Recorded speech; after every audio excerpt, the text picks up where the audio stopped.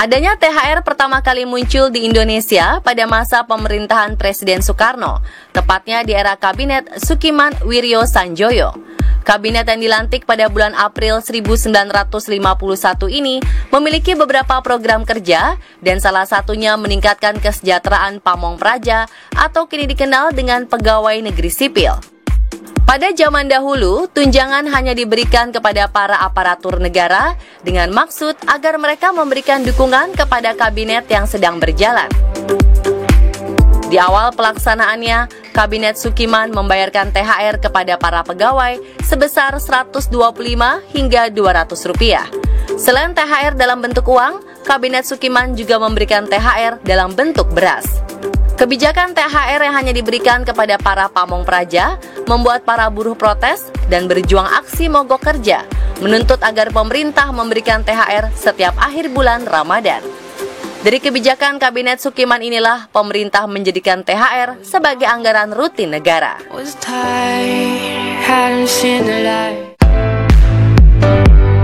Dari demo buruh tersebut, akhirnya pada tahun 1994, pemerintah secara resmi mengatur tentang THR secara khusus.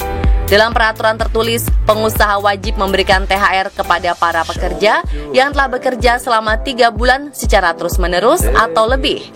Dan besarannya disesuaikan dengan lama masa kerjanya. Jika lebih dari 1 tahun, maka berhak menerima 1 bulan gaji. Sementara yang sudah lebih dari 3 bulan, namun kurang dari 1 tahun, diberikan secara proporsional dengan perhitungan masa kerja dikalikan 1 bulan gaji dibagi 12.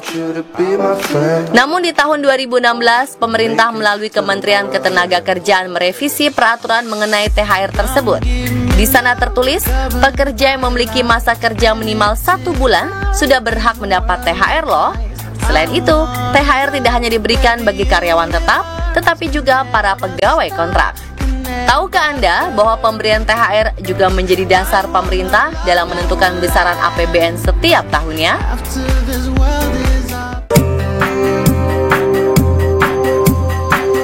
Seperti yang sudah dikatakan sebelumnya, besarnya THR tergantung dari lamanya Anda bekerja. Selanjutnya, boleh tidak ya kalau pembayaran THR berupa barang? Atau THR hanya dalam bentuk uang tunai?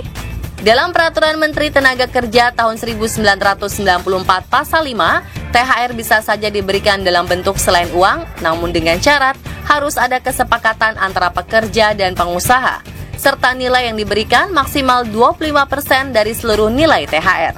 Barang yang diberikan juga tidak boleh minuman keras, obat-obatan, dan bahan obat. Namun ada beberapa kebijakan pemerintah kota yang tidak memperbolehkan THR berupa barang, seperti di Yogyakarta, THR wajib diberikan dalam bentuk uang tunai. Jika ada perusahaan yang ingin memberikan barang, maka dihitung hanya sebagai hadiah bukan THR. Jika tidak dibayarkan, maka pengusaha dapat dikenakan ancaman pidana berupa kurungan penjara maksimal 6 bulan dan denda maksimal Rp50 juta. Uang tidak bisa membeli kebahagiaan. Yap, ungkapan ini begitu populer di luar sana dan banyak orang terhipnotis mempercayainya. Tapi ungkapan ini ternyata tidak sepenuhnya benar, pemirsa. Sebab dari sebuah penelitian, kesejahteraan emosional meningkat seiring dengan pendapatan. Salah satunya adalah membeli sesuatu yang bisa bikin kita puas dan happy. Tapi sebaliknya, uang juga ternyata bisa membuat sedih banyak orang. Seperti apa saja ya? Pemirsa, inilah sedih dan bahagia karena uang versi on the spot.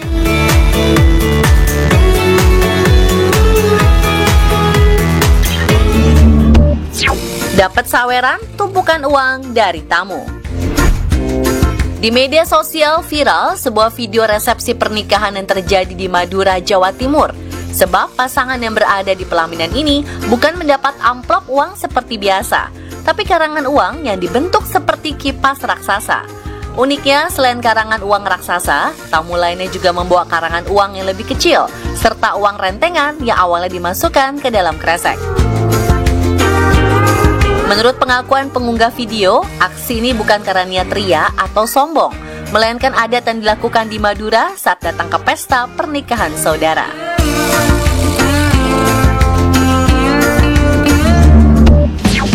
Pantes koin tak sebanyak dulu. Momen viral lain karena uang adalah video yang diunggah oleh akun bernama Om Kik. Terlihat jelas beberapa orang dalam satu keluarga ini sedang menghitung uang koin yang jumlahnya sangat banyak. Menurut informasi dari unggahan video ini, uang koin yang disimpan di toples kaleng ini sebanyak 21 toples kaleng atau black. Dan kabarnya untuk mengumpulkan satu black penuh butuh waktu sekitar 6 bulan. Tidak disebutkan berapa jumlah total dari kumpulan uang koin ini. Tapi dari komentar warganet ada dugaan kalau satu toples kaleng penuh uang koin ini bisa berjumlah sekitar 6 juta rupiah. Jadi kalau dikalikan 21 toples maka jumlah totalnya bisa mencapai 126 juta rupiah atau mungkin lebih. Wow, gokil ya uang sebanyak itu dari koin. Pantesan aja koin yang beredar di masyarakat tak sebanyak dulu. Ternyata dikumpulin di toples kaleng toh.